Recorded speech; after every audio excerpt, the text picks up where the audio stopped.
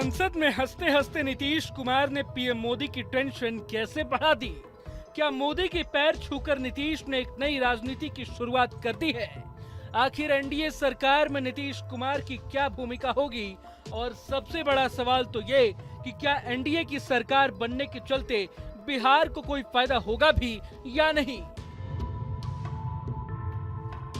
लोकसभा चुनाव के नतीजों के बाद देश भर की नजरें बिहार के सीएम नीतीश कुमार और टीडीपी के अध्यक्ष चंद्रबाबू नायडू पर टिकी हुई हैं। अटकलें लगाई जा रही थी कि नीतीश कुमार और चंद्रबाबू नायडू कभी भी एनडीए का साथ छोड़कर इंडिया अलायंस के खेमे में जा सकते हैं।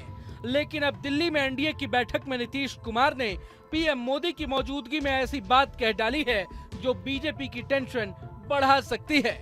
एनडीए का नेता चुनने के लिए हुई बैठक में राजनाथ सिंह ने पीएम पद के लिए नरेंद्र मोदी के नाम का प्रस्ताव किया तो सभी घटक दलों ने इस बात का समर्थन किया। इस प्रस्ताव का जेडीयू अध्यक्ष नीतीश कुमार ने भी अनुमोदन किया।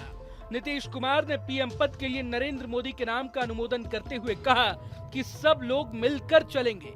लेकिन इस दौरान नीतीश ने हंसते हंसते ही बीजेपी खेमे के सामने एक बड़ी मांग रख दी। हमारी party Janata Dal United, Bharatiya Janata party संसदीय दल के नेता आदरणीय श्री नरेंद्र मोदी जी को भारत के प्रधानमंत्री पद के लिए समर्थन देती है। इन्होंने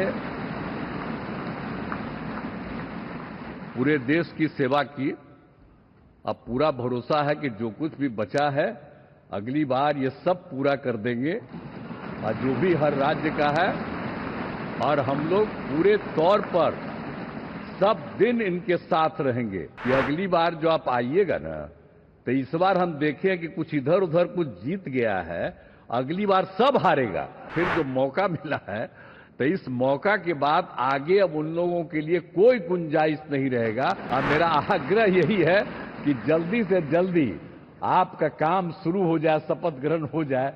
अब आप एतवार को करने वाले हैं तो हम तो चाहते थे कि आजो हो जाता तो अच्छा था। नीतीश कुमार के इस भाषण के अब कई मायने निकाले जाने लगे हैं। पहला तो ये कि विपक्ष के तमाम दावों को दरकिनार करते हुए नीतीश ने नरेंद्र मोदी को फिर से पीएम पद का प्रबल दावेदार बताया। साथ ही एनडीए छोड़कर जाने की अटकलों को भी खारिज कर दिया। भाषण के बाद पीएम मोदी के पैर छूकर तो नीतीश ने सबसे बड़ी हेडलाइन भी दे दी। दूसरी बात ये कि नीतीश ने भले ही हंसते हंसते पीएम मोदी से बिहार पर ज्यादा फोकस करने की बात कही, लेकिन असल में इस बात में काफी ज्यादा गहराई है।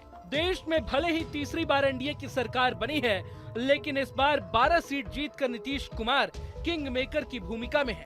इसलिए अपने राज्य बिहार को स्पेशल स्टेटस दिए जाने के लिए नीतीश कुमार ने बीजेपी पर अभी से ही दबाव बनाना शुरू कर दिया है।